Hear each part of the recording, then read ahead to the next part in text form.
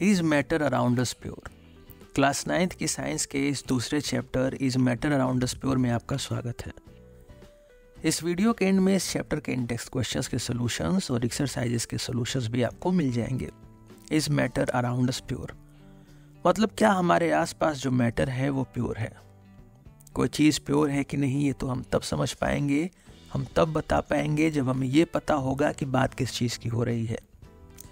यहाँ पर बात हो रही है मैटर की। यहाँ पर हमें ये पता करना है कि मैटर प्योर है कि नहीं। पर ये मैटर क्या है, इस मैटर को समझना पड़ेगा। हमारे आसपास जितनी भी चीज़ें हैं वो सब एटम से मिलकर बनी हुई हैं। सब कुछ एटम से मिलकर बना हुआ है। ये एटम क्या होते हैं, हमें तो एटम के बारे में ही नहीं पता। हम नादान छोटे दोस्तों को थोड़ा ठीक से समझाइए। ओके देखिए, हमारी पूरी दुनिया, हमारी अर्थ, हम, आप, हमारे आसपास की सभी चीज़ें, हमारी हवा, हमारा पानी, सब कुछ एटम से मिलकर बना हुआ है।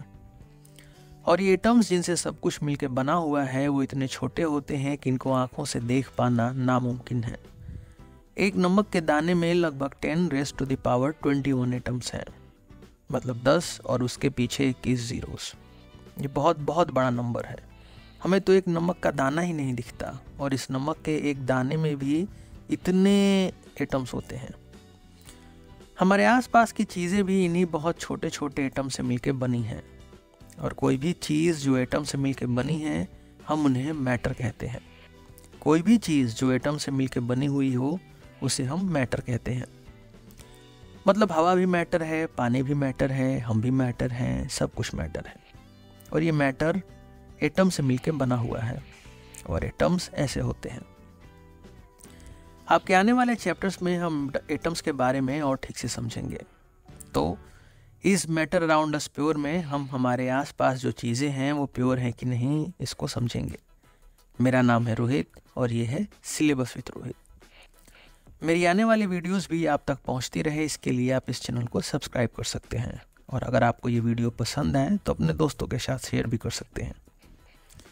क्लास 9th के साइंस के शुरू के जो 4 चैप्टर्स हैं वो मैटर के हैं।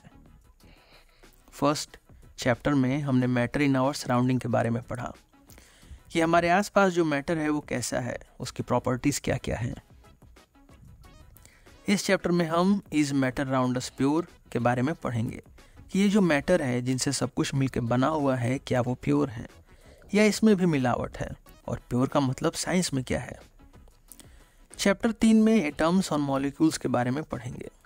एटम्स जिनसे सब कुछ मिलकर बना हुआ है हम उनके बारे में पढ़ेंगे कि कैसे एटम्स मिलके हमारी आसपास की दुनिया को बनाते हैं, ये आपस में जुड़ते कैसे हैं, कितने तरह के एटम्स होते हैं।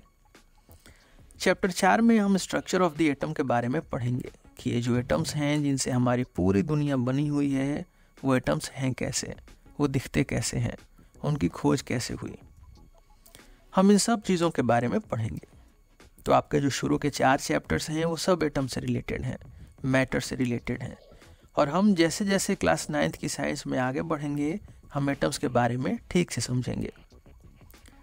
हमारे आसपास सब कुछ एटम से मिलकर बना है, इसलिए बिना एटम्स को समझे हम अपने आसपास की चीज़ों को नहीं समझ सकते हैं।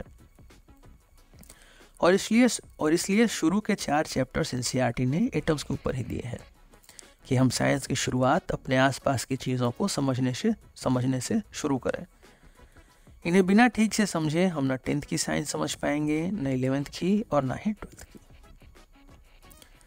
हमने ये तो समझ लिया कि हमारे आसपास की दुनिया जो है वो एटम से मिलकर बनी है, पर क्या ये सारे एटम्स एक जैसे होते हैं या एटम्स भी कई तरह के होते हैं जिनसे मिलकर सब कुछ बना हुआ है। ये एटम्स 118 तरह के हैं जिनसे मिलकर हमारी पूरी दुनिया बनी है और यही आपस में मिलके सब कुछ बनाते हैं। ये आपस में मिलके मैटर बनाते हैं। मैटर मतलब सब कुछ। ये 118 तरह के एटम्स हैं जिनके बारे में हम हमेशा पढ़ते रहेंगे। इन सबको एक साथ आप इस टेबल में देख सकते हैं। इस टेबल को पीरियोडिक टेबल बोला जाता है। इन एटम से मिलके हमारी पूरी दुनिया बनी हुई है। इनमें से कुछ को आप जानते होंगे, जैसे आयरन यानी लोहा।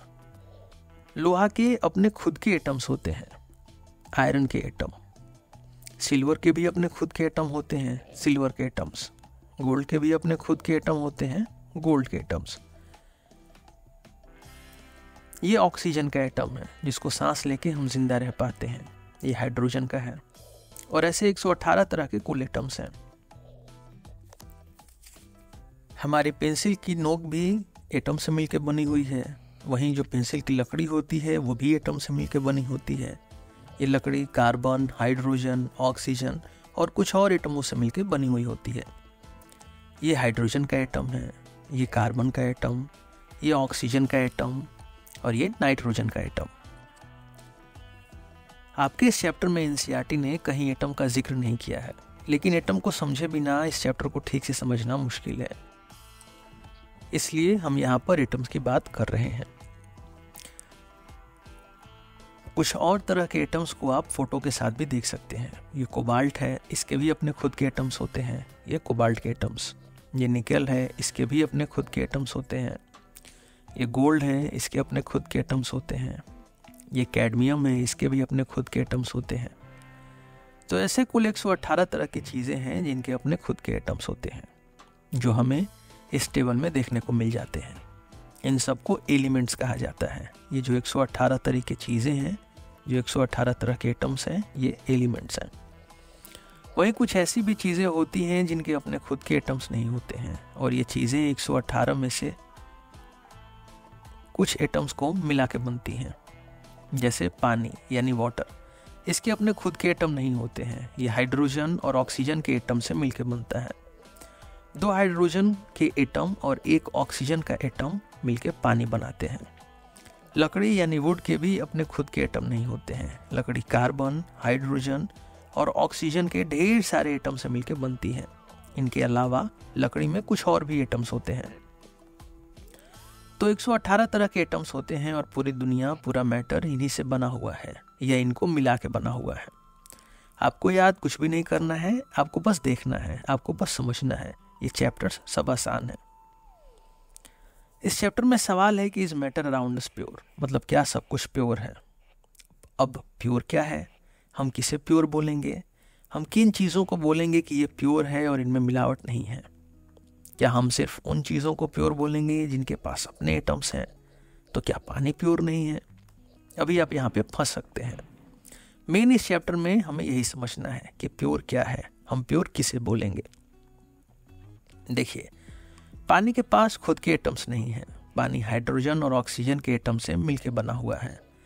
जब ये 118 तरह के एटम्स एक दूसरे से जुड़ जाते हैं, जैसे यहाँ पर ऑक्सीजन और हाइड्रोजन के एटम्स जुड़ गए हैं, तो हम बोलते हैं कि केमिकल चेंज हुआ है।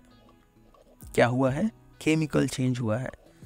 केमिकल चेंज में जब चीज़ें एक दूसरे से मिलके कोई नई चीज़ बनाती हैं, तो जो नई चीज़ बनती है उसकी प्रॉपर्टी, उसका रूप, उसका ढांचा पुरानी चीज़ों से एकदम अलग होता है। जैसे हाइड्रोजन बिना किसी से मिले जब अकेली होती है तो बहुत तेज जलती है। इसका यूज़ रॉकेट्स को उड़ाने के लिए भी किया जाता है। और अकेली ऑक्सीजन चीज़ों को जलने में मदद करती है। ऑक्सीजन के होने से चीज़ें जल पाती हैं, बर्न हो पाती हैं। लेकिन जब ये दोनों हाइड्रोजन और ऑक्सीजन एक साथ मिल जाती हैं, तो जो नई चीज़ बनती है उसका कहीं जलने या और जलाने से दूर दूर तक का रिश्ता नहीं है। ऑक्सीजन और हाइड्रोजन के मिलने के बाद जो H2O बना, ये तो उल्टा आग को बुझाने के लिए काम आता है। जब चीज़ें केमिकल तरीके से एक दूसरे से जुड़ी हुई होती हैं, जब चीज़ों में केमिकल चेंज होता है, तो इन एटम्स को एक दूसरे से अलग न हम छान के कर सकते हैं, न पीट के, न किसी भी फिजिकल तरीके से। केमिकल चेंज से जुड़ी हुई ऑक्सीजन और हाइड्रोजन को अलग करने के लिए आपको बिजली की ज़रूरत पड़ेगी। हम बिजली से इनको गर्म करेंगे, इतना गर्म कि पानी जो हाइड्रोजन और ऑक्सीजन के एटम से बना है वो हाइड्रोजन और ऑक्सीजन के रूप में अलग हो जाए। और ये गर्म भी हम करेंगे बैटरी की मदद से। ये भी एक केमिकल प्रोसेस है। तो केमिकल तरीके से जुड़ी हुई चीज़ों को केमिकल तरीकों द्वारा ही अलग किया जा सकता है। और ये जो तरीका है इनको अलग करने का, ये भी एक केमिकल तरीका है। हमारे आसपास जो चीज़ें हैं उनमें 2 तरीके के चेंज होते हैं। चेंज मतलब बदलाव। जैसे हाइड्रोजन और ऑक्सीजन के एटम्स एक दूसरे से जुड़ते हैं तो केमिकल चेंज होता है। जो बदलाव इनके जुड़ने से होता है वो केमिकल होता है। जब चीज़ों के एटम के लेवल पे चेंज नहीं होता है तो उसे हम फिजिकल चेंज बोलते हैं।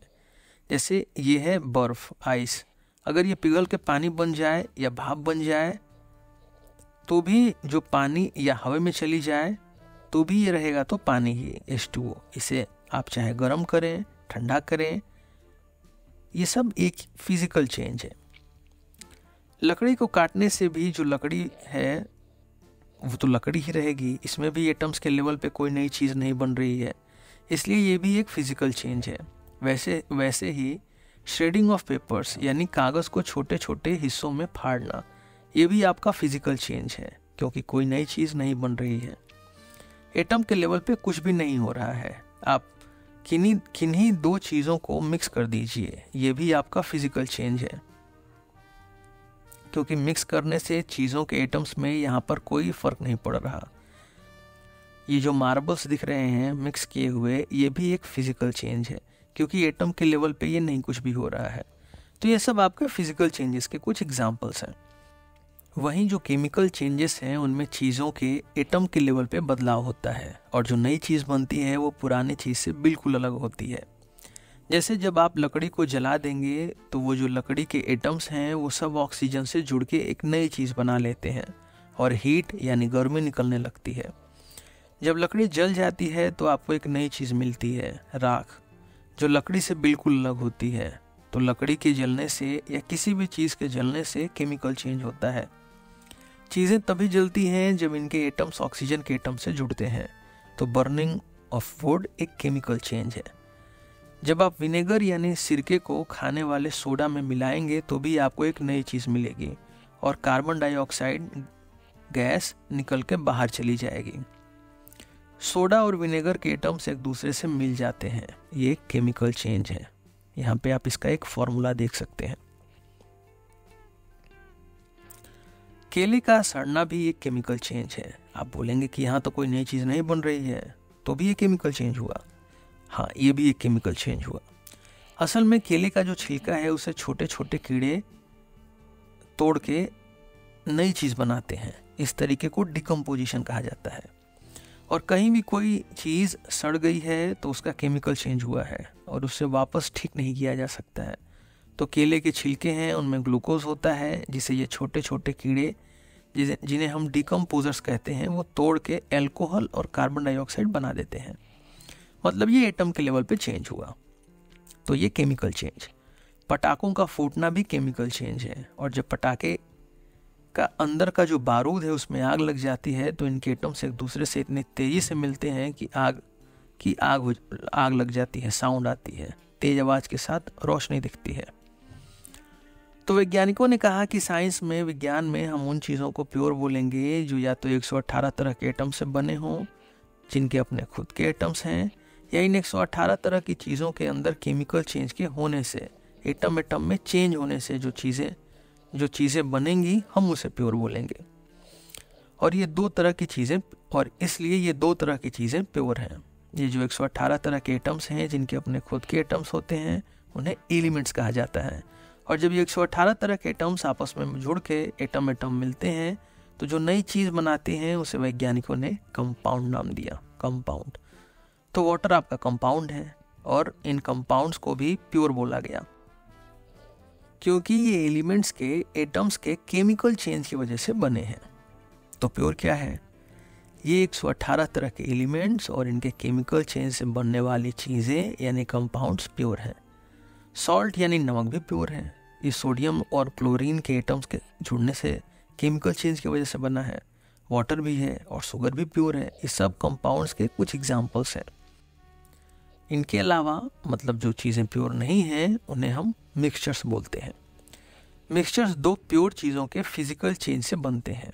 जैसे ये है सॉल्ट और आपने इसको पानी में मिला दिया तो नमक और पानी के एटम्स एक दूसरे से केमिकल तरीके से नहीं मिलते हैं, ये एक दूसरे से मिलते ही नहीं हैं। इन दोनों के एटम्स बिना मिले ही एक साथ रहते हैं। बिना मिले एक साथ रहना सॉल्ट यानी NaCl। ये NaCl है और H2O। तो तो NaCl यहाँ पे NaCl ही है और H2O ही है, इनके बीच में कोई संबंध नहीं हुआ। पेपर के ऊपर नमक रख दीजिए, आलू रख दीजिए, ये सब मिक्सचर्स हैं, क्योंकि ये सब एक दूसरे के एटम से नहीं जुड़ पा रहे हैं, इनमें कोई केमिकल चेंज नहीं होता है। अब आपके बुक में एक बड़ा अच्छा चार्ट दिया है, हम इसे समझते हैं और आपको चीज़ें और अच्छे से समझ में आ जाएंगी। हमारे आसपास जो भी मैटर है उसके दो हिस्से हैं, एक जो 118 तरह के एलिमेंट से बना हो या इनके केमिकल चेंज से, तो हम इन्हें प्योर बोलेंगे, प्योर सब्सटेंसेस।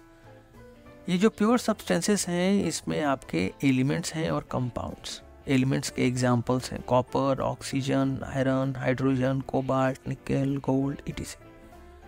वही कंपाउंड्स के एग्जांपल्स हैं water, methane, sugar, salt etc। जो चीज़ें प्योर नहीं है वो है मिक्सचर। मिक्सचर्स मतलब दो चीज़ों को एक साथ रख दिया गया या मिला दिया गया पर इनके एटम्स नहीं मिले हैं। जैसे पानी में नमक, दोनों एक साथ जरूर है पर ये केमिकली नहीं जुड़े हैं, ये फिजिकली जुड़े हुए हैं। कागज़ को टुकड़े टुकड़े करके आप बालों में मिला दीजिए या इसे पानी में मिला दीजिए, ये सब मिक्सचर्स के एग्जांपल्स हैं। ये मिक्सचर्स भी दो तरह के हैं, एक होमोजेनस जिसमें चीज़ें फिजिकली भी एक बराबर मिल जाती हैं, जैसे चीनी को पानी में घोलने पे ये एक बराबर घुल जाती है, ये यूनिफॉर्मली मिल जाती है, यूनिफॉर्म कंपोजिशन। और जो चीज़ें फिजिकली भी एक दूसरे से एक बराबर नहीं मिल पाती हैं उन्हें हम हेट्रोजेनस मिक्सचर्स बोलते हैं। जैसे पेपर को छोटा छोटा काट के आप बालू के साथ मिला दीजिए या चीनी को बालू के साथ मिला दीजिए, ये सब आपके हेट्रोजेनस मिक्सचर्स के एग्जाम्पल्स हैं। होमो मतलब एक जैसे, जेनस मतलब टाइप, तो होमोजेनस मतलब हर जगह एक जैसी चीज़ों का होना। हेट्रो मतलब अलग अलग और जेनस मतलब टाइप, तो हेट्रोजेनस मतलब अलग अलग टाइप की चीज़ों का होना। बाकी के इस चैप्टर में हम मैटर के इस हिस्से मिक्सचर्स के बारे में पढ़ेंगे और प्योर सब्सटेंसेस को हम अब क्लास 10th की साइंस में आगे समझेंगे। तो अभी इस चैप्टर का मेन फोकस हुआ ये मिक्सचर्स वाला पार्ट। मिक्सचर्स दो तरह के हैं, एक होमोजेनस जिसमें यूनिफॉर्म एक जैसा कॉम्पोजिशन होता है और दूसरा हेट्रोजेनस जिसमें चीज़ें हर जगह एक बराबर नहीं होती हैं, नॉन यूनिफॉर्म कॉम्पोजिशन होता है। होमोजेनस में हम सॉल्यूशन के बारे में पढ़ेंगे। सॉल्यूशन होमोजेनस मिक्सचर के अंदर आता है, इसलिए इसमें चीज़ें फिजिकली हर जगह एक जैसी होती हैं, यूनिफॉर्म कॉम्पोजिशन होता है। जैसे पानी में चीनी, पानी में नमक, पानी में एल्कोहल etc। वहीं हेट्रोजेनस में हम दो तरह के हेट्रोजेनस मिक्सचर्स के बारे में पढ़ेंगे, पहला है सस्पेंशन और दूसरा है कोलॉइड। सस्पेंशन यानी लटका हुआ, जब आप धूल या मिट्टी को पानी में डाल के घोल देंगे तो ये एक सस्पेंशन क्रिएट करता है, सस्पेंशन बनाता है। सस्पेंशन में चीज़ें सॉल्यूशन जैसे एक बराबर नहीं मिली हुई होती हैं और ये न ही बहुत छोटी होती हैं। सस्पेंशन में घुली हुई चीज़ें हमें अपनी आंखों से दिखती है। कोलॉइड सॉल्यूशन और सस्पेंशन के बीच में आता है। ये होता तो हेट्रोजेनस ही है, यानी कि इसके पार्टिकल्स एक बराबर हर जगह नहीं घुले हुए होते हैं। कोलॉइड में जो पार्टिकल होते हैं वो इतने छोटे होते हैं कि आंखों से नहीं दिखते हैं। कोलॉइड का एक अच्छा एग्जाम्पल है दूध यानी मिल्क। बस इतना ही है आपका ये चैप्टर। इस चैप्टर में आइए अब जल्दी से ये सब पढ़ के बुक के क्वेश्चंस की तरफ चलते हैं। पहले हम सॉल्यूशन के बारे में समझते हैं। सॉल्यूशन एक होमोजेनस मिक्सचर है, मतलब इसमें चीज़ें फिजिकली हर जगह एक जैसी होती हैं, यूनिफॉर्म कंपोजिशन होता है। नमक को पानी में घोलना इसका एक एग्जाम्पल है। नमक एक कंपाउंड है, वाटर भी एक कंपाउंड है। ये दोनों कंपाउंड है इसलिए ये दोनों प्योर हैं। पर जब नमक को यहाँ पर पानी में घोला गया तो ये एक दूसरे के पास में आ जाते हैं, लेकिन ये एक दूसरे से केमिकल तरीके से नहीं जुड़ते हैं, ये फिजिकल तरीके से एक दूसरे के पास में होते हैं। इसलिए नमक पानी में घुलने पे मिक्सचर्स बनाते हैं और ये हर जगह एक जैसे हैं। और जो हर जगह एक जैसे मिक्सचर होते हैं हम उन्हें सॉल्यूशन बोलते हैं। ये जो सॉल्यूशन है वो स्टेबल होता है। स्टेबल मतलब अगर आप इन्हें बहुत देर तक भी छोड़ देंगे तो ये जो घुली हुई चीज़ें हैं वो घुली ही रहती हैं, ये चीज़ें नीचे सेटल नहीं हो जाती, ये चीज़ें नीचे बैठ नहीं जाती हैं और इसलिए ये स्टेबल होते हैं। किसी भी सॉल्यूशन में जो चीज़ ज़्यादा मात्रा में होती है उसे सॉल्वेंट कहा जाता है और जो कम मात्रा में होती है उसे सॉल्यूट। यहाँ पर पानी आपका सॉल्वेंट है क्योंकि ज़्यादा मात्रा में है, और नमक सॉल्यूट क्योंकि ये पानी से कम है। जो कम होता है वो सलामी देता है, सल्यूट करता है, यानी जो कम होता है वो सॉल्यूट होता है। आप इसे ऐसे भी याद कर सकते हैं। तो यहाँ पर नमक सॉल्यूट है और पानी सॉल्वेंट। जब ये दोनों आपस में मिल जाते हैं तो सॉल्यूशन बनाते हैं। दारू यानी अल्कोहल को पानी में मिलाने पे भी ये सॉल्यूशन बनाती है। अगर आपने ज़्यादा दारू डाली और कम पानी, तो दारू को यहाँ पर सॉल्वेंट बोलेंगे क्योंकि ये ज़्यादा मात्रा में है और पानी आपका सॉल्यूट हो जाएगा। वहीं अगर पानी ज़्यादा है तो पानी सॉल्वेंट होगा और दारू कम है तो दारू सॉल्यूट होगी। होमोजेनस सॉल्यूशन के अब हम दो सॉलिड को सॉलिड में मिला के बनाए गए सॉल्यूशन को देखते हैं। इसमें से पहला है ब्रॉन्ज, जिसे हिंदी में कांस्य बोला जाता है। इसमें कॉपर और टिन दो चीज़ों को यूनिफॉर्म तरीके से पहले पिघलाया जाता है, मेल्ट किया जाता है, लिक्विड बनाया जाता है और फिर इन दोनों को मिला दिया जाता है, कॉपर और टिन को। और जब ये सॉल्यूशन ठंडा होता है तो ये ब्रॉन्ज बनाता है। सॉलिड सॉलिड होमोजेनस मिक्सचर का एक और एग्जांपल है स्टील, जिसे आयरन यानी लोहा और कार्बन को मिला के बनाया जाता है। इसमें भी पहले लोहे को पिघला के लिक्विड कर दिया जाता है, फिर कार्बन को उसमें यूनिफॉर्म तरीके से घोल के छोड़ दिया जाता है। जब ये सॉल्यूशन ठंडा हो जाता है तो स्टील बन जाती है। किसी भी सॉल्यूशन में कितना सॉल्यूट घुला है उसे हम बोलते हैं कंसंट्रेशन ऑफ अ सॉल्यूशन। अगर ज़्यादा सॉल्यूट घुला है तो कंसंट्रेशन ज़्यादा होगा, और अगर कम घुला है तो कम कंसंट्रेशन होगा। एग्जैक्टली कितना कंसंट्रेशन है वो हमारा निकलता है परसेंट में, कि किसी भी सॉल्यूशन में कितना परसेंट सॉल्यूट घुला हुआ है। और इसको निकालने का तरीका ये है कि amount of solute divided by total solution और मल्टीप्लाई बाय 100। ध्यान दीजिएगा कि सॉल्यूट डिवाइडेड बाय सॉल्वेंट नहीं होता है। यहाँ पे हम कंसंट्रेशन हमेशा सॉल्यूशन को निकालते हैं, सॉल्यूशन का निकालते हैं। तो concentration of a solution equals amount of solute divided by volume of solution और मल्टीप्लाई बाय 100। ये जो सॉल्यूट है वो अपना सॉलिड हो सकता है जैसे चीनी या नमक, और ये लिक्विड भी हो सकता है जैसे अल्कोहल। जो सॉल्यूशन है वो भी आपका सॉलिड हो सकता है जैसे ब्रास और स्टील में, और ये लिक्विड भी हो सकता है जैसे सॉल्ट और वाटर में। जो सॉलिड चीज़ें हैं उन्हें हम जनरली मास में नापते हैं, और जो लिक्विड है उसे हम वॉल्यूम में निकालते हैं, ml में, लीटर में। और इसलिए चीज़ें सॉलिड है या लिक्विड उसके अनुसार इस फॉर्मूले को अलग अलग तरीके से लिखा जा सकता है। जैसे अगर दोनों सॉलिड हैं जैसे स्टील या ब्रास जैसे, तो ये पहला वाला, ऊपर सॉल्यूट का मास नीचे सॉल्यूशन का मास मल्टीप्लाई बाय 100। अगर चीनी पानी जैसा कोई सॉल्यूशन है जिसमें सॉल्यूट सॉलिड है और सॉल्यूशन लिक्विड, तो ऊपर सॉल्यूट का मास डिवाइडेड बाय सॉल्यूशन का वॉल्यूम और मल्टीप्लाइड बाय 100, ये आपका मास बाय वॉल्यूम। और अगर दोनों लिक्विड हैं, सॉल्यूट और सॉल्यूशन, तो ऊपर सॉल्यूट भी लिक्विड है और नीचे सॉल्यूशन भी लिक्विड, मल्टीप्लाइड बाय 100। इन तीनों का मतलब एक ही है, amount of solute divided by volume या amount of solution and then multiplied by 100। आपके बुक के एक एग्जाम्पल को इसे समझते हैं।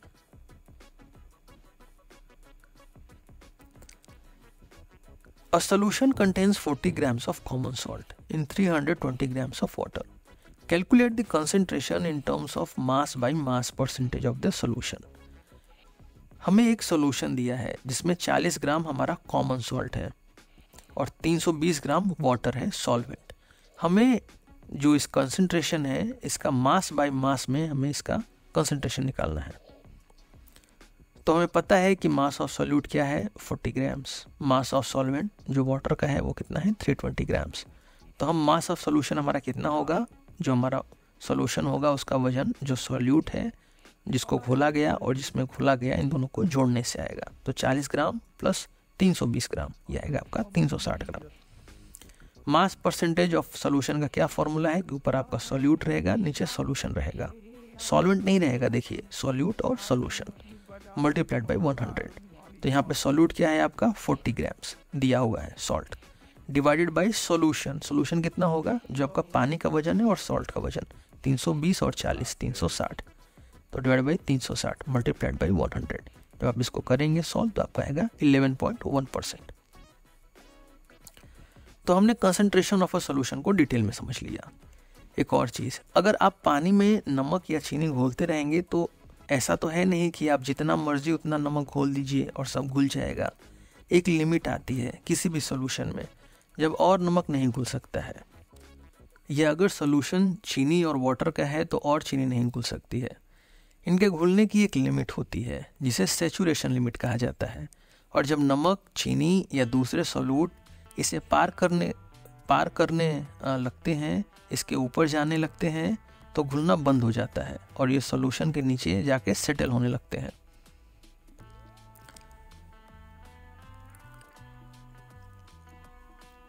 जब कोई भी सॉल्यूशन ऐसी लिमिट के पार चला जाए तो कहा जाता है कि सॉल्यूशन सैचुरेट हो गया है। सैचुरेट होना मतलब इसमें अब और सॉल्यूट नहीं घुल सकते हैं। सॉल्यूशन एक लिमिट के बाद सैचुरेट इसलिए हो जाते हैं क्योंकि जो सॉल्वेंट के बीच में जो एटम्स होते हैं उनके बीच में खाली जगह होती है जिसमें चीनी या नमक चले जाते हैं।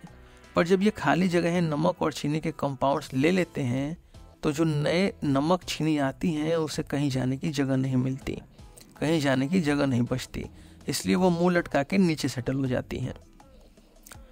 तो हमने सॉल्यूशन को भी समझ लिया। हमने पढ़ा कि जो सॉल्यूशन है वो होमोजेनस है, इवन डिस्ट्रीब्यूशन होता है सॉल्यूट का सॉल्वेंट में।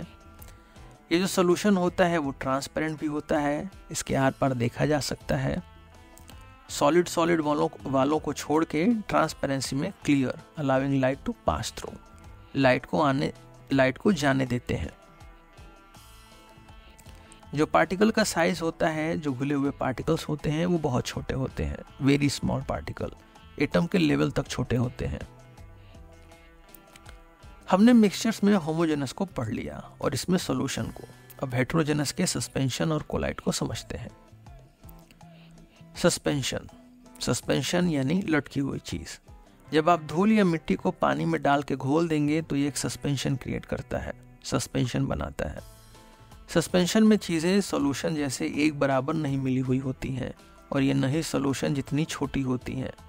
सस्पेंशन में घुली हुई चीजें हमें अपनी आंखों से दिखती हैं, और आप जब सस्पेंशन वाली चीज़ को थोड़ी देर तक रख देंगे तो जो पार्टिकल्स घुले हुए हैं, जो मिट्टी घुली हुई है, वो नीचे बैठ जाएगी। सस्पेंशन अनस्टेबल होते हैं, मतलब बहुत देर तक वो पानी में सस्पेंड होके नहीं रह सकते हैं और नीचे आके सेटल हो जाते हैं, बैठ जाते हैं। हम सस्पेंशन में जो घुली हुई चीज़ होती है, जो सॉल्यूट होता है, मान लीजिए मिट्टी को घोला गया सस्पेंशन बनाने के लिए, तो जो मिट्टी है, जो सॉल्यूट है, उसे हम छान के फिल्टर करके अलग कर सकते हैं। सस्पेंशन को फिल्टर करके निकाला जा सकता है, इनको अलग किया जा सकता है। ये हेटेरोजेनस होते हैं, इनकी प्रॉपर्टी हेटेरोजेनिटी है, मतलब ये ठीक से एक बराबर घुले हुए नहीं होते हैं, नॉट यूनिफॉर्म, और इनके पार्टिकल आंखों से दिखते हैं। इनके आर पार हम नहीं देख सकते हैं क्योंकि पार्टिकल बड़े होते हैं, इसलिए लाइट के आने जाने के रास्ते को रोक के रखते हैं। Often opaque due to large particle size, और ये जो इनके पार्टिकल्स का साइज है वो बड़ा होता है। अब हम कोलाइड को समझते हैं। कोलॉइड भी हेटेरोजेनस मिक्सचर है जिसमें चीज़ें यूनिफॉर्म एक बराबर घुली हुई नहीं होती हैं। दूध कोलाइड का एक अच्छा एग्जाम्पल है। कोलाइड और सस्पेंशन में फ़र्क ये है कि जो कोलाइड के पार्टिकल्स हैं वो सस्पेंशन के पार्टिकल से बहुत छोटे होते हैं और ये पार्टिकल्स आंखों से नहीं दिखते हैं। कोलॉइड के पार्टिकल्स के छोटे होने की वजह से ये स्टेबल होते हैं, ये नीचे आके नहीं बैठते हैं। कोलॉइड सॉल्यूशन और सस्पेंशन के बीच में पड़ता है, पार्टिकल के साइज और प्रॉपर्टी के हिसाब से भी। कोलॉइड के पार्टिकल्स बहुत छोटे होते हैं, इसलिए हम इन्हें फिल्टर करके अलग नहीं कर सकते हैं। सस्पेंशन और कोलॉइड में चीज़ें सॉल्यूशन जैसे एक बराबर नहीं घुलती हैं, इसलिए इसमें कंसंट्रेशन से रिलेटेड न्यूमेरिकल क्वेश्चंस नहीं पूछे जाते हैं। कोलॉइड में एक ऐसी प्रॉपर्टी होती है जो सॉल्यूशन और सस्पेंशन में नहीं होती है और इस प्रॉपर्टी का नाम है टिंडल इफेक्ट। सॉल्यूशन में पार्टिकल्स इतने छोटे होते हैं कि उनके बीच से लाइट चली जाती है तो भी वो नहीं दिखते हैं, लेकिन कोलॉइड के जो पार्टिकल्स होते हैं उन पे जब लाइट पड़ती है तो लाइट दिखने लगती है। कोलॉइड लाइट के पार्टिकल्स को स्कैटर करते हैं, इन्हें छितरा देते हैं, फैला देते हैं, और इसको वैज्ञानिकों ने टिंडल इफेक्ट का नाम दिया है। टिंडल इफेक्ट की कुछ फोटोज देखते हुए हम इस चैप्टर को ख़त्म करते हैं। ये इधर से लाइट डाली जा रही है, ये लाइट सोल्यूशन में नहीं दिख रही है, लेकिन जब ये लाइट आगे जा रही है कोलॉइड में तो हमें दिख रही है। आपने ऐसा कहीं ना कहीं तो ज़रूर देखा होगा, ये कोलॉइड की वजह से लाइट ऐसे दिखने लगती है। हवा में मौजूद धूल या धुआं के पार्टिकल्स हवा के साथ एक कोलॉइड बनाते हैं। ये एक और खूबसूरत फोटो देख लीजिए, ये भी कोलॉइड है। कोलॉइड बहुत तरह के हो सकते हैं। ये एक टेबल देख लीजिए, इसमें डिस्पर्स्ड फेस यानी सॉल्यूट और डिस्पर्सिंग मीडियम यानी सॉल्वेंट, और सबके अलग अलग नाम हैं। इन नामों को जानने से कोई फ़ायदा तो नहीं है, पर 1-2 नंबर का सवाल इनसे पूछा जा सकता है। जब आप लिक्विड को गैस में मिक्स करेंगे तो उसे एरोसोल कहा जाता है। परफ्यूम, डिओड्रेंट्स इसके एग्जाम्पल्स हैं। फॉग, क्लाउड, मिस्ट भी इसके एग्जाम्पल्स हैं। वीडियो को पॉज करके आप पढ़ सकते हैं। ये कुछ और कोलॉइड्स की फोटो देख लीजिए, और अगर पता कर सकते हैं तो इनको क्या बोलते हैं, नंबरिंग के साथ कमेंट सेक्शन में आंसर दे सकते हैं आप। कोलॉइड की प्रॉपर्टी देख लेते हैं अब। ये होमोजेनस तो नहीं होते हैं, पर दिखते यूनिफॉर्म है। Not completely homogeneous but uniform appearance. ज़्यादातर ये ट्रांसलूसेंट होते हैं। ट्रांसलूसेंट मतलब जो थोड़ी सी लाइट को जाने दे, पर कभी कभी ये ओपेक भी हो जाते हैं। यूजुअली ट्रांसलूसेंट और ओपेक। जो इनके पार्टिकल की साइज होती है वो सोल्यूशन से तो बड़ी होती है, पर सस्पेंशन से छोटी होती है। और कोलॉइड में टिंडल इफेक्ट दिखता है। टिंडल इफेक्ट क्या होता है? Scattering of light due to dispersed particles, मतलब इनके पार्टिकल्स द्वारा लाइट को स्कैटर कर देना, फैला देना। हमने आपके इस चैप्टर में पढ़ा कि मैटर 2 तरह का होता है, प्योर और मिक्सचर्स। प्योर में भी 2 प्रकार होते हैं, एलिमेंट्स और कंपाउंड्स, जिनके बारे में क्लास 10th में और भी अधिक पढ़ेंगे। जो मिक्सचर्स होते हैं वो 2 तरह के होते हैं, होमोजेनस और हेट्रोजेनस, यूनिफॉर्म कंपोजिशन और नॉन यूनिफॉर्म कंपोजिशन। होमोजेनस में हमने सॉल्यूशन के बारे में पढ़ा। सॉल्यूशन के अंदर हमने कंसंट्रेशन ऑफ अ सॉल्यूशन पढ़ा और सैचुरेटेड सॉल्यूशन के बारे में पढ़ा। हेट्रोजेनस मिक्सचर्स में हमने सस्पेंशन के बारे में पढ़ा और कोलॉइड के बारे में पढ़ा। कोलॉइड में हमने टिंडल इफेक्ट को समझा। आपके इस चैप्टर में जो क्वेश्चन है कि इस मैटर अराउंड अस प्योर, इसका छोटा सा जवाब है नहीं। आइए अब इन टेक्स्ट क्वेश्चंस को समझते हैं। Question 1, what is meant by a substance? आप सब्सटेंस से क्या समझते हैं? तो आइए आंसर लिखते हैं। A substance refers to anything that is made up of only one kind of particle. For example, when we talk about milk, sugar or salt, each of these is a substance because they consist of only one type of material. तो substance क्या होता है? कोई भी चीज़ जो एक प्रकार के मटेरियल से बनी हो उसे हम substance बोलते हैं। List the points of difference between homogeneous and heterogeneous mixtures. आपको पॉइंट वाइज डिफरेंस लिखना है कि होमोजेनस मिक्सचर्स क्या होते हैं और हेट्रोजेनस। तो हम 2 अलग अलग हेडिंग डाल लेंगे, होमोजेनस की और एक हेट्रोजेनस की। जो होमोजेनस में होगा ज़्यादातर उसका उल्टा आपका हेट्रोजेनस में हो जाएगा। होमोजेनस में पहला है आपका have a uniform composition throughout, हर जगह एक जैसा यूनिफॉर्म कंपोजिशन होता है। आपको हेट्रोजेनस में आ जाएगा आपका have non uniform composition with physically distinct parts. इसमें जो कंपोजिशन होता है वो नॉन यूनिफॉर्म होता है, एक बराबर नहीं होता। ऊपर particles are evenly distributed making it difficult to distinguish between components. खूब अच्छे से मिल जाते हैं, इसलिए पहचान कर पाना कि कौन किधर है मुश्किल रहता है। Particles are not evenly distributed and can be easily distinguished. ये आपका हेट्रोजेनस मिक्सचर्स में होता है क्योंकि ये बड़े बड़े होते हैं। Examples include salt dissolved in water and sugar dissolved in water. ये आपके 2 एग्जाम्पल्स हैं। Solutions are a type of homogeneous mixtures. जो सोल्यूशन होते हैं वो होमोजेनस मिक्सचर्स के एक एग्जाम्पल हैं। वही जो हेट्रोजेनस के एग्जाम्पल्स हैं उसमें है आपका mixtures of sodium chloride and iron filings, मतलब नमक और आयरन के टुकड़े, salt and sulphur and oil and water, और पानी और आपका oil. Suspensions are colloidal solution, suspensions and colloidal solutions are example of heterogeneous mixtures. जो सस्पेंशन और कोलॉइडल सॉल्यूशन होते हैं वो आपके हेट्रोजेनस मिक्सचर्स के एग्जांपल्स हैं। तो ये आपका एक सेट था क्वेश्चन इन टेक्स्ट। अब दूसरे सेट पे जाते हैं। इसमें पहला क्वेश्चन है आपका differentiate between homogeneous and heterogeneous mixtures with examples. फिर से आपका वही पूछा है, तो हम लिखेंगे homogeneous mixtures are one where the components are evenly distributed throughout and appear uniform. Example include salt dissolve in water and sugar dissolve in water. Heterogeneous mixtures have visibly different parts and aren't evenly distributed. Examples include mixtures of sand and water or oil and water. Question 2 है आपका How are sol, solution and suspension differ from each other? ये तीनों कैसे अलग है? देखिए जो sol है ये कोलॉइड का एक फॉर्म है, एक तरीका है। सोल्यूशन तो हमने पढ़ा और सस्पेंशन के बारे में हमने पढ़ा, तो हम लिखेंगे इसका A solution is a homogeneous mixture where one substance is dissolved in another. ठीक।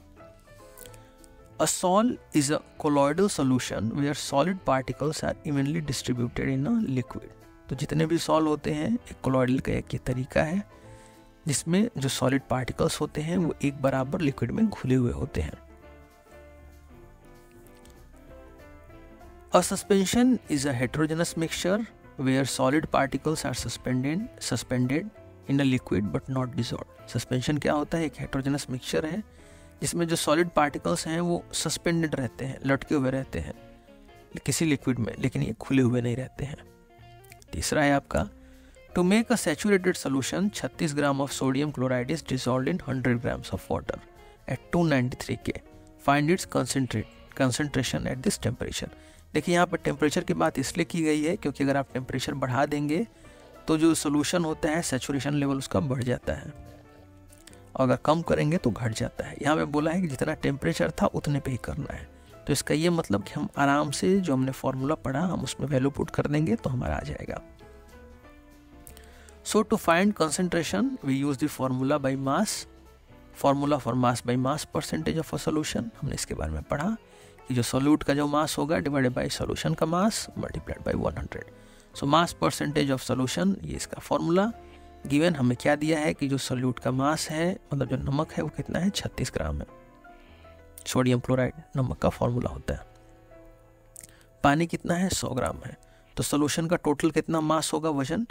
जो हमारा सॉल्यूट है नमक और पानी दोनों को जोड़ देंगे तो mass of solute plus mass of solvent 36 gram plus 100 ग्राम, ये आपका 136 ग्राम। अब हम इसकी वैल्यूज डाल देंगे जो ऊपर हमारा फॉर्मूला है इसी को, तो solute 36 gram divide by 136 multiplied by 100, ये आपका आ जाएगा 26.47%। So the concentration of the solution, saturated solution at 293 K is approximately 26.47%। एक और सेट ऑफ इन-टेक्स्ट क्वेश्चन की तरफ चलते हैं। क्वेश्चन 1 है classify the following as chemical और फिजिकल चेंजेस। ये जो लिस्ट दिया है इनमें हमें ये बताना है कि ये केमिकल चेंजेस हैं या फिजिकल चेंजेस हैं। कटिंग ऑफ ट्रीज, पेड़ों का काटना, ये क्या है? फिजिकल चेंज है क्योंकि it's a change in shape और size but the chemical composition of the tree remains the same. ऐसा तो नहीं है कि आपने अगर कोई पेड़ काटा तो उसका जो केमिकल फॉर्मूला है वो बदल जाएगा, तो केमिकल लेवल पे कोई चेंज नहीं होता है, इसलिए ये फिजिकल चेंज है। Melting of butter in a pan, आपका बटर पिघल गया पैन में, ये क्या आपका फिजिकल चेंज है। It changes from solid to liquid state without altering its chemical composition. तो सिर्फ ये स्टेट चेंज करता है लेकिन जो इसका केमिकल कंपोजिशन है, जो इसका फॉर्मूला है वो वैसे का वैसा रहता है। रस्टिंग ऑफ आलमीरा, जो आलमीरा है उसका जंग लग जाना, रस्ट हो जाना, ये आपका क्या है? केमिकल चेंज है क्योंकि it involves the iron in the almirah reacting with oxygen and moisture in the air to form iron oxide. जो लोहा होता है जिसका फॉर्मूला होता है Fe। वो जो है ऑक्सीजन के साथ मिल जाता है और ये दोनों एक दूसरे से केमिकल लेवल पे जुड़ जाते हैं, इसलिए आपका क्या हो जाता है, रस्टिंग ऑफ आल्मीरा आपका एक केमिकल चेंज है। Boiling of water to form steam, पानी को गर्म करके आपने इसको स्टीम बना दिया, ये भी आपका एक फिजिकल चेंज है, क्योंकि water changes from liquid to gaseous state without any change in its chemical composition. Water आपका जो H2 है वो H2 ही रहेगा। Passing of electric current through water and the water breaking down into hydrogen and oxygen gases, ये आपको बताना है कि इसका क्या है। ये देखिए, ये केमिकल चेंज है। ये जो आपका पूरा प्रोसेस है इसको हम इलेक्ट्रोलिसिस कहते हैं, वेयर वाटर मॉलिक्यूल्स, जिसमें आपका जो H2O के मॉलिक्यूल्स हैं ये तोड़े जा रहे हैं, मतलब H2O से पानी से आप हाइड्रोजन निकाल रहे हैं और ऑक्सीजन निकाल रहे हैं through a chemical reaction induced by the electric current. और ये क्यों हो रहा है, क्योंकि जो इलेक्ट्रिक करंट है उसकी वजह से ये हो रहा है। ये आपका केमिकल चेंज है, क्योंकि केमिकल लेवल पे हो रहा है, एटम के लेवल पे हो रहा है। 6th है आपका dissolving common salt in water, नमक को पानी में घोलना, ये आपका फिजिकल चेंज है। हमने अभी इसी के बारे में पढ़ा। The salt molecules disperse in water but do not undergo any chemical reaction, they can be recovered by evaporating the water, है ना। जैसे समुद्र का पानी है उसमें नमक घुला हुआ होता है, उसको धूप में छोड़ देने पे जो पानी है वो उड़ जाता है और जो हमारा सॉल्ट है वो हमें नीचे मिल जाता है। वैसे ही इसको भी हम निकाल सकते हैं। 7th है making a fruit salad with raw fruits, ये आपका क्या है, ये भी आपका फिजिकल चेंज है। It involves cutting and mixing fruits which changes their physical appearance but not there chemical composition. अगर केमिकल लेवल पे नहीं हुआ तो ये सारे आपके फिजिकल चेंजेस हैं। लास्ट है आपका burning of paper and would, तो ये आपका क्या है, केमिकल चेंज है। कोई भी चीज़ जलती है तो वो आपका केमिकल चेंज है। जलना मतलब उसके साथ एटम के लेवल पे ऑक्सीजन का ऐड हो जाना। It involves the combustion of paper and wood where they react with oxygen in the air to produce new substances। यहाँ पे जो नई चीज़ें बनती हैं वो क्या आपकी होती हैं, राख, ashes, carbon dioxide, water vapour with different chemical compositions, सबका अलग अलग। फिर आपका क्वेश्चन 2 है कि try segregating the things around you as pure substances और मिक्सचर्स। तो हमारे आसपास जो चीज़ें हैं हमें उन्हें प्योर सब्सटेंस और मिक्सचर्स में डालना है। आपके पास भी बहुत कुछ चीज़ें हो सकती हैं, मैंने यहाँ पे कुछ सैंपल चीज़ों को डाल दिया है। जैसे प्योर सब्सटेंसेस आपका नमक, सॉल्ट, NaCl, शुगर जिसे हम सुक्रोज बोलते हैं, ये भी आपका प्योर सब्सटेंस है। गोल्ड ज्वेलरी प्योर सब्सटेंस है, या ये मान के चलें कि अगर ये पूरे तरह से गोल्ड से बना है तो प्योर गोल्ड है, तो वरना इसमें मिलावट रहती है तो वो प्योर नहीं होगा।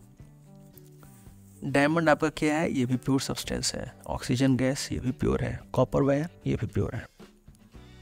मिक्सचर्स में क्या क्या आ जाएगा आपका, टैप वाटर, पानी जो है इसमें बहुत कुछ contains dissolve minerals and gases. जो एयर है हमारी, ये भी इसमें ढेर सारी गैसेस होती हैं, जैसे nitrogen, oxygen, carbon dioxide, argon, etc। Soil ये आपका मिक्सचर है, इसमें क्या होता है आपका ऑर्गेनिक मैटर होता है, मिनरल्स होते हैं, वाटर, सॉल्ट, एयर, बहुत कुछ होता है। फ्रूट जूस भी आपका मिक्सचर है, क्योंकि इसमें पानी होता है, चीनी होती है, एसिड्स होते हैं, विटामिन्स होते हैं और भी बहुत सी चीज़ें होती हैं। सलाद भी आपका मिक्सचर है, क्योंकि इसमें ढेर सारी अलग अलग सब्जियां हैं, फ्रूट्स हैं, ड्रेसिंग्स हैं। कॉफ़ी आपका एक मिक्सचर है, क्योंकि इसमें पानी होता है, कॉफ़ी बीन्स होते हैं, अगर आपको मिल्क पसंद है तो इसमें मिल्क भी होता होगा, और चीनी, ये सब मिल जाते हैं। इसके साथ आपके इंडेक्स क्वेश्चंस खत्म हुए। अभी हम एक्सरसाइजेस पे चलते हैं। इसमें आपका पहला क्वेश्चन है, which separation techniques will you apply for the separation of the following. यहाँ पे आपको ढेर सारी चीज़ें दी गई हैं, आपको बताना है कि आप सेपरेशन की कौन सी टेक्निक लगाएंगे जिससे आप इनको अलग कर सकें। इसमें पहला है आपका sodium chloride from it solution in water, मतलब सोडियम क्लोराइड, जो नमक का फॉर्मूला है वो सोडियम क्लोराइड है। इसको हम पानी के सोल्यूशन से कैसे निकालेंगे, कि आपने पानी लिया, उसमें नमक घोल दिया, अभी आपको वापस दोनों को अलग करना है, तो हम इसको इवोपोरेशन से अलग कर सकते हैं। The water can be evaporated leaving behind solid sodium का क्लोराइड। जब पानी उड़ जाएगा तो हमारी नमक मिल जाएगी। दूसरा है ammonium chloride from a mixture containing sodium chloride and ammonium chloride. तो दो मिक्सचर है आपका, एक अमोनियम क्लोराइड है और एक सोडियम क्लोराइड है। इन दोनों को आप कैसे अलग करेंगे, तो इसका जो तरीका है, अगर आपको नहीं पता तो आपको ये याद करना पड़ेगा। इसको हम सब्लिमेशन से अलग करते हैं। इसमें क्या होता है कि जो आपका अमोनियम क्लोराइड होता है उसको जब आप हीट करेंगे तो वो डायरेक्ट गैस बन जाता है when it sublimes and then condenses back into solid form. C है आपका small pieces of metal in the engine oil of a car. आप कैसे इसको निकालेंगे, तो आप फिल्टर कर सकते हैं, क्योंकि ये बड़े हैं, साइज में अगर डिफरेंस होता है तो फिल्ट्रेशन से निकल जाते हैं। Engine oil can be filtered to separate the metal pieces. Different pigments from an extract of flower petals. इनको निकालने का जो प्रोसेस है वो है क्रोमेटोग्राफी। ये हम बड़ी क्लासेस में पढ़ेंगे। फिलहाल के लिए आप बस इतना याद रखिए कि अगर कलर्स जो पिगमेंट्स है फ्लावर्स के, उनको अगर निकालना है, पिगमेंट्स में एक्सट्रैक्ट करना है, तो उसके लिए हम क्रोमेटोग्राफी का यूज़ करेंगे। बटर फ्रॉम कर्ड, इसके लिए हम सेंट्रीफ्यूगेशन करते हैं। कर्ड कैन बी सेंट्रीफ्यूज, जो मथना होता है। Curd can be centrifuge to separate the lighter butter from the denser curd. अगला है आपका ऑयल फ्रॉम वाटर। आप इसको कैसे करेंगे, तो इसके या तो आप डिकेंटेशन कर सकते हैं या सेपरेटरी फनल का यूज़ कर सकते हैं। Since oil and water are immiscible, यानी कि ये दोनों एक दूसरे में नहीं मिलते हैं, तो they can be separated using a separatory funnel और by pouring off the oil layer. या जो ऊपर तेल होता है, आप उसको गिराएंगे तो ऊपर से तेल आप अलग कर सकते हैं गिरा के, और पानी आपका अलग हो जाएगा। नेक्स्ट है टी लीव्स फ्रॉम टी। ये हम हमेशा चाय बनाते हैं तो करते हैं filtration. Tea leaves can be separated by passing the tea through a filter. Iron pins from sand. इसमें आयरन पिंस के और बालू को अलग करने के लिए आप मैग्नेट का यूज़ कर सकते हैं, तो magnetism. Iron pins can be separated from sand using a magnet. Wheat grains from husk. ये विनोइंग, जो अनाज होते हैं उनमें जो धूल वगैरह होती है, जो टूटे उसके भूसे होते हैं, उसको हम हवा की मदद से अलग कर लेते हैं, winnowing. Husk can be separated from wheat grains by tossing them in the air. Husk being lighter gets blown away by the wind, leaving behind the grains. अगला है fine mud particles suspended in water. अगर mud के particles हैं वो पानी में इधर घूम रहे हैं, सस्पेंशन बनाया है, तो हम इसको सेडिमेंटेशन और डिकेंटेशन से कर सकते हैं। जब आप काफ़ी देर तक किसी भी सस्पेंशन को छोड़ देंगे तो जो मिट्टी के पार्टिकल्स हैं वो नीचे बैठ जाते हैं। Allowing the mixture to stand would allow the heavier mud particles to settle at the bottom and then the clear water can be poured off। और ऊपर से फिर जब आप पानी को गिरा लेंगे, ऊपर से पानी को गिराने के मेथड को बोला जाता है डिकेंटेशन। हमने क्लास 6 के चैप्टर 3 में इसे पढ़ा है। Right the steps you would use for making tea. आप कौन कौन से तरीके यूज करेंगे चाय बनाने के लिए। Use the words. यहाँ पे शर्त क्या है कि आपको स्टेप तो लिखना है, पर आपको ये वर्ड्स को यूज करना है। सोल्यूशन, सॉल्वेंट, सॉल्यूट और बाकी की जो शब्द हैं, तो हम एक एक करके इसको स्टार्ट करते हैं। देखिए, सबसे पहले हम वाटर को बॉईल करेंगे। Heat water until it reaches boiling point. Here water acts as the solvent. तो हमने सॉल्वेंट को यूज़ किया। ये पानी को उबालेंगे। पानी यहाँ पे किसका काम करेगा, सॉल्वेंट का, इसमें चीज़ें घुलेंगी।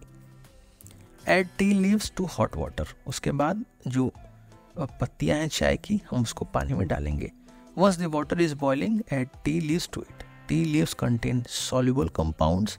यहाँ पे हमने सॉल्युबल का यूज़ किया। जो चाय पत्ती में क्या होता है, घुलने वाले कंपाउंड्स होते हैं, जैसे फ्लेवरेंट्स हो गए, आपके पिगमेंट्स हो गए, which will dissolve in the hot water. यहाँ पे हमने डिजॉल्व भी यूज़ कर लिया, जो पानी में घुल जाते हैं। The tea leaves are the solute in this step. इस स्टेप में क्या है, टी लीव्स हमारी सॉल्यूट है। हमने एक और वर्ड का यूज़ कर लिया। Stir the mixture. फिर हम इसको, जो हमारी टी लीव्स है और जो पानी है, हम इसको ठीक से मिला देंगे। मिलाने से क्या होगा, stir the tea leaves and the hot water mixture to facilitate the dissolution of soluble compounds from tea leaves into the water. मतलब यहाँ से निकल के यहाँ पे घुल जाना, इसको डिसोल्यूशन कहते हैं, डिसोल्यूशन।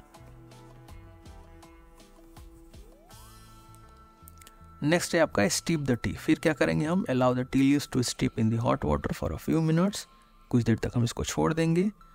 उसके बाद ताकि इसमें जो फ्लेवर और कलर है वो आ जाए। उसके बाद during this process the soluble compounds from the tea leaves dissolve into the water forming a solution.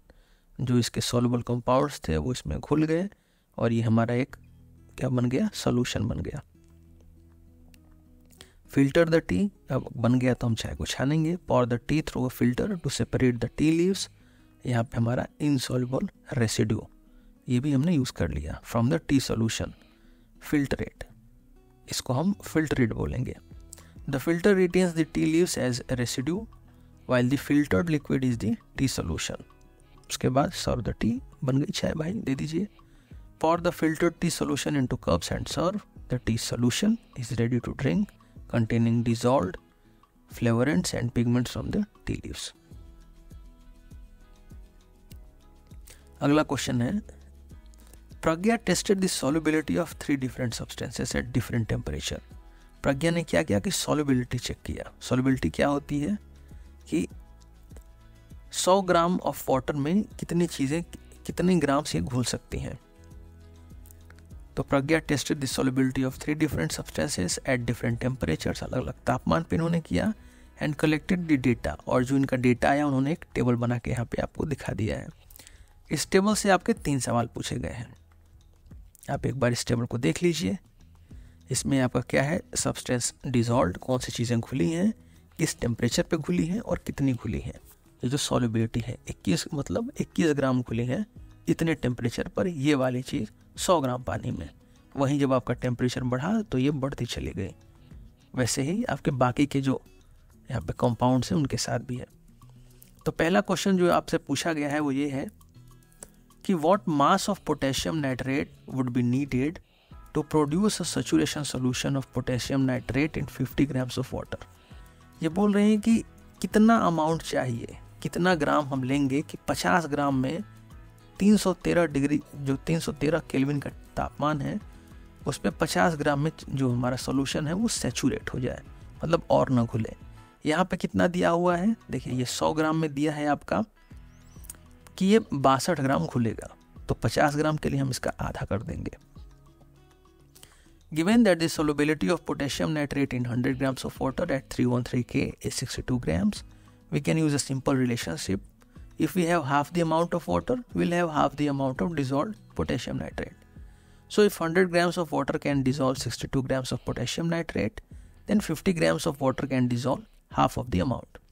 Solubility for 50 grams of water equals 62 by 2, क्योंकि हम इसका आधा कर रहे हैं, which is equals to 31 grams. Therefore, 31 grams of potassium nitrate can dissolve in 50 grams of water at 313 K to form a saturated solution। ठीक है, अगला क्वेश्चन जो पूछा गया है वो ये है, प्रज्ञा makes a saturated solution of potassium chloride in water at 353 K। प्रज्ञा ने एक सोल्यूशन बनाया पोटेशियम क्लोराइड का पानी में डाल के 353 K पे, and leaves this solution to cool at room temperature. और फिर जो ये गर्म सोल्यूशन बनाया इसको छोड़ दिया कि ये रूम टेम्परेचर पे ठंडा हो जाए। मतलब इन्होंने गर्म किया, बहुत गर्म किया, और फिर उसमें उतना चीज़ डाला, सब कुछ घोल दिया जितना घुल सकता था मैक्सिमम, और फिर छोड़ दिया ताकि वो ठंडा हो जाए। What would she observe as this solution cools? आपको बताना है कि वो क्या देखेंगी, प्रज्ञा को क्या दिखेगा जैसे जैसे सोल्यूशन कोल्ड होगा, और आपको समझाना भी है। ये थोड़ा सा डिफिकल्ट है, देखिए। When Pragya makes a saturated solution of potassium chloride in water at 353 K, which is quite hot, जो हमारा 350 हमारे आसपास जो टेम्परेचर होता है नॉर्मल, वो 298 K के आसपास होता है। ये डिग्री सेल्सियस नहीं है, ये केल्विन है। टेम्परेचर नापने के 2 तरीके होते हैं। तो 353 पे जो है इन्होंने सैचुरेटेड सोल्यूशन लिया, उसमें इसको घोल दिया, and then leaves this solution to cool at room temperature, और which is typically around 298 K और लोअर, या इससे थोड़ा सा कम होता है। She would observe a phenomena known as crystallisation. अभी क्या होगा कि सोल्यूट ज़्यादा घुल गया है, और जैसे जैसे सोल्यूशन ठंडा होगा, जो लिक्विड है वो क्या होगा, सिकुड़ेगा। लिक्विड के सिकुड़ने से इनके बीच की जो जगह है वो कम होती है, और जगह कम होने से जो घुला हुआ सॉल्यूट होता है वो क्रिस्टल बन के बाहर आने लगता है। मतलब जो सॉल्वेंट होता है उसको फेंकता है कि जगह नहीं है, जगह नहीं है, यहाँ से बाहर जाओ, बाहर जाओ। ये क्रिस्टलाइजेशन है। इसका एक्सप्लेनेशन कि ऐसा क्यों हुआ, अभी हम इसको step by step, line by line समझते हैं। देखिए,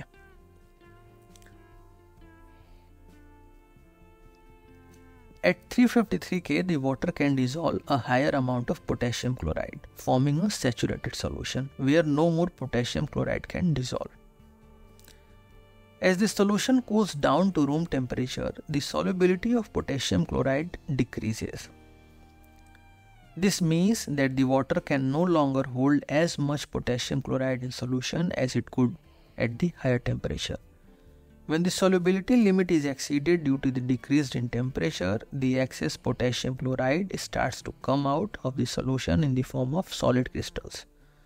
This process is known as crystallization.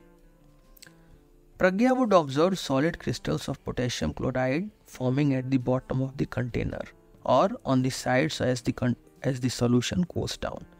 These crystals indicate that the solution is becoming supersaturated, meaning it contains more dissolved solute, which is potassium chloride, than it can normally hold at that temperature.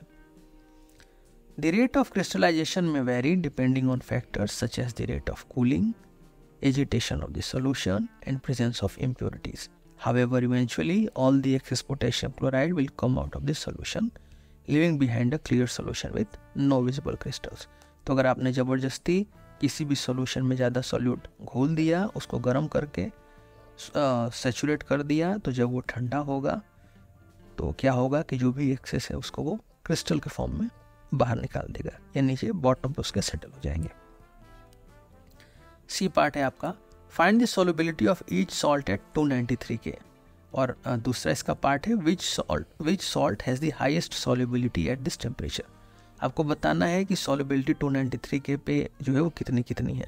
तो आप यहाँ से track कर लीजिए 293 यहाँ पे। तो potassium chloride की ये वाला जो आपका पूरी लाइन है, पोटेशियम नाइट्रेट की आपकी हो जाएगी 32, सोडियम क्लोराइड 36, पोटेशियम क्लोराइड 35 और ammonium chloride 37। Which salt has the highest solubility, कौन सा ज़्यादा घुला है आप इसमें देखिए, चेक करिए, ये आपका 37 अमोनियम क्लोराइड। तो सेकंड का हमारा आंसर हो जाएगा अमोनियम क्लोराइड। डी पार्ट है आपका, what is the effect of change of temperature on the solubility of a salt.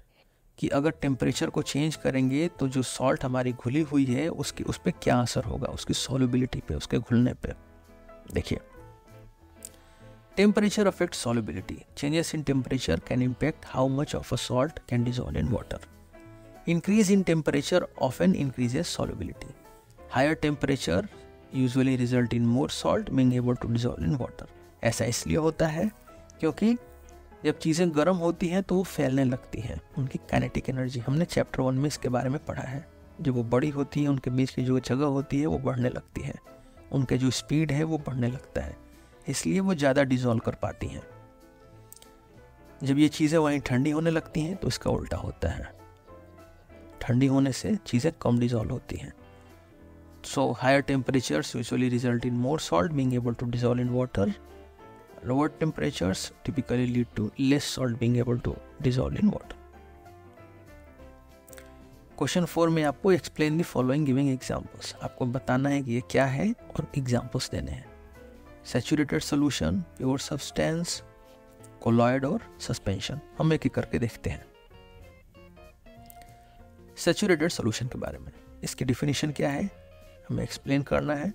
A saturated solution is a solution in which the maximum amount of solute has been dissolved at a given temperature and pressure, and any additional solute added will not dissolve. तो saturated solution क्या है कि ऐसा solution जिसमें maximum amount of solute घुल गए हैं और इससे ज़्यादा और भी घुलेंगे तो उनके घुलने के लिए जगह नहीं बचेगी, वो dissolve नहीं हो पाएंगे।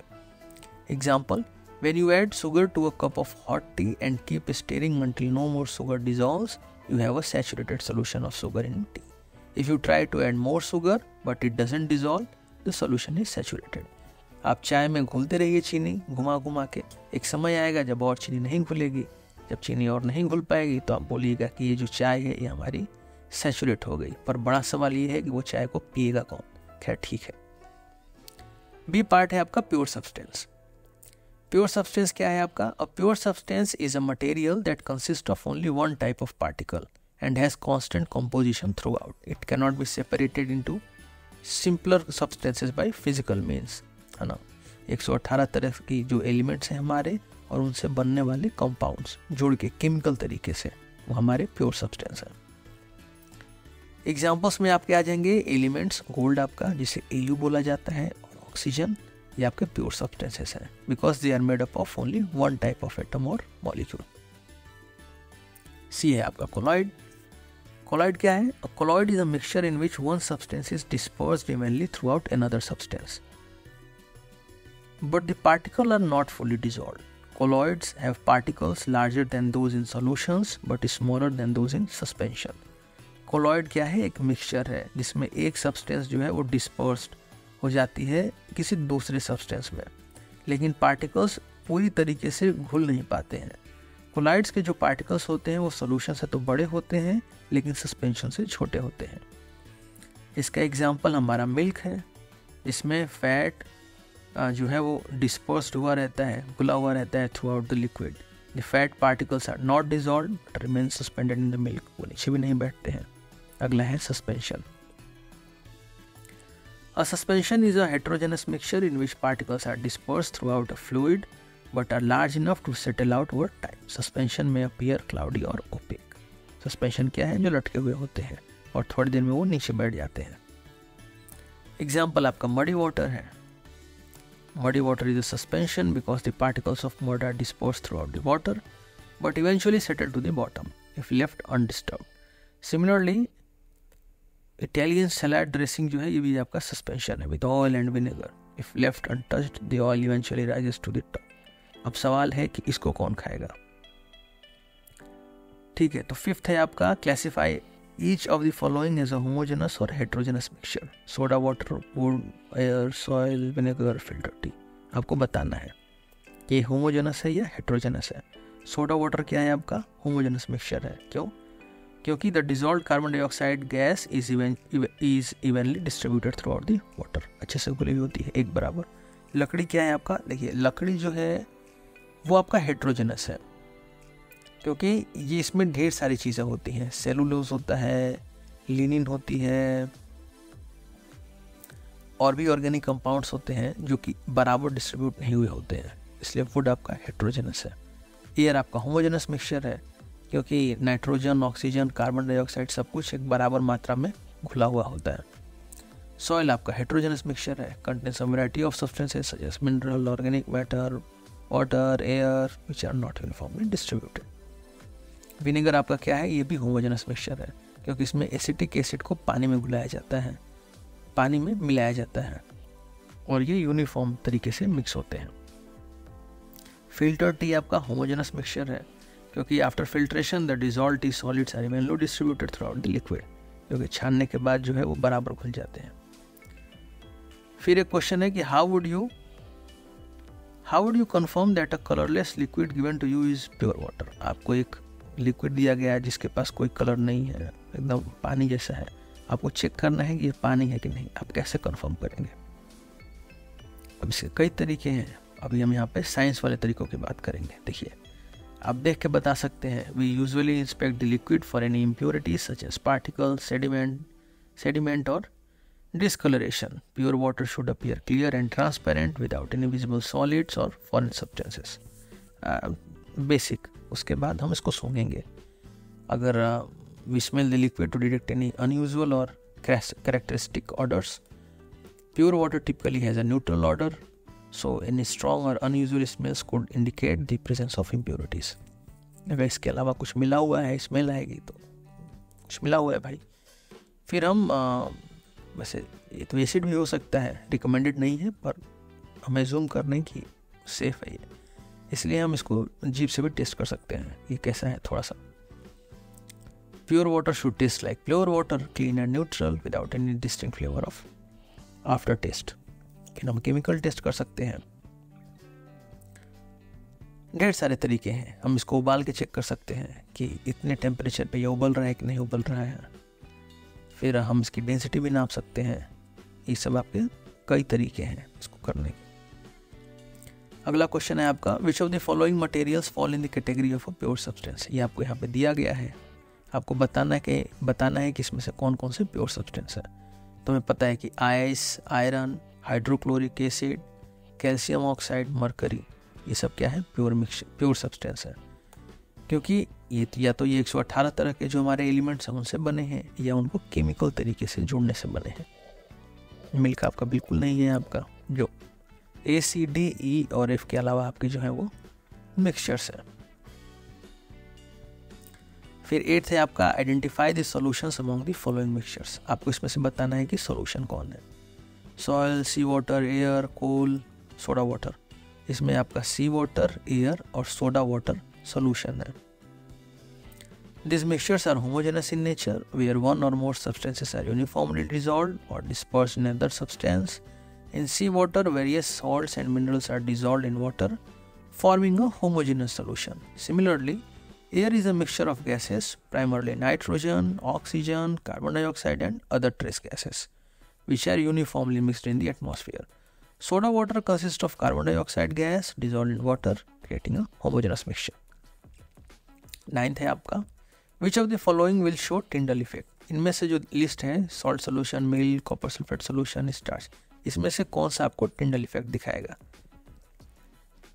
तो इसमें से आपके 2 दिखाएंगे, आप करेंगे तो ही पता चलेगा, मिल्क और स्टार्च का solution. The Tyndall effect is the, ये होता क्या है, इसमें जो लाइट है वो आपकी स्कैटर हो जाती है, फैल जाती है by colloidal particles dispersed in a medium.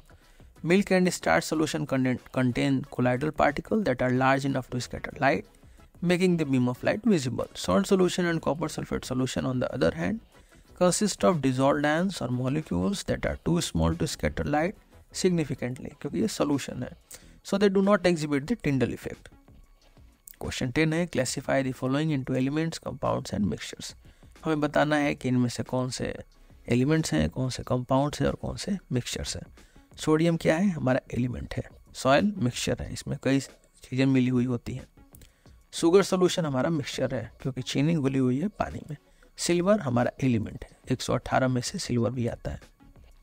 Calcium carbonate compound है, ये कैल्शियम और कार्बन और ऑक्सीजन के मिलने से बना है कंपाउंड केमिकल तरीके से।